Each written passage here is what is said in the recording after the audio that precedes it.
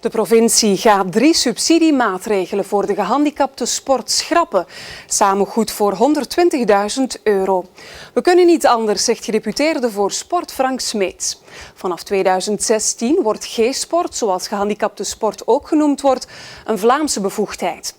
Het laatste jaar wil de provincie vooral nog inzetten op het uitbouwen van een sportcomplex voor gehandicapten in het Dommelhof in Neerpelt.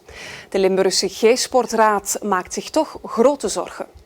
Badminton, ruitersport, voetbal.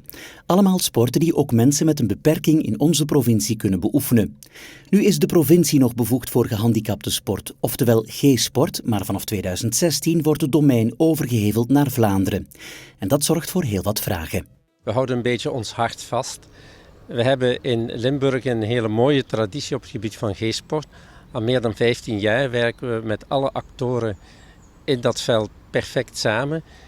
En nu moeten we naar Vlaanderen. De vraag is van of men daar ook al zover is. En als ik de regeringsverklaringen goed gelezen heb, dan gaat het toch vooral om een bezuinigingsmaatregel. En dan denk ik niet dat we dezelfde financiële mogelijkheden gaan krijgen. En de overheveling naar Vlaanderen heeft nu al gevolgen. Op de provincieraad worden er vanavond 3 subsidiemaatregelen voor gehandicapte sport geschrapt. Zo vallen de subsidies weg voor de aankoop van materialen en het promoten van sportevenementen voor mensen met een beperking. €120.000 in totaal.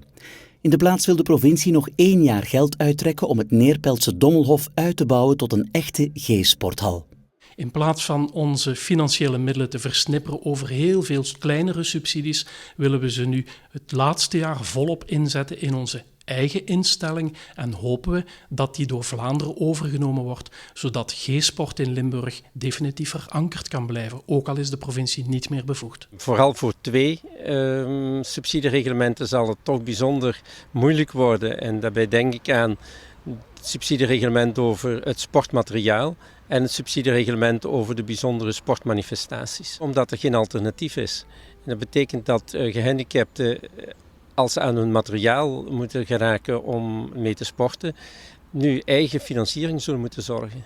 Nu komen jaarlijks 5.000 Limburgers met een handicap in contact met gehandicapte sport.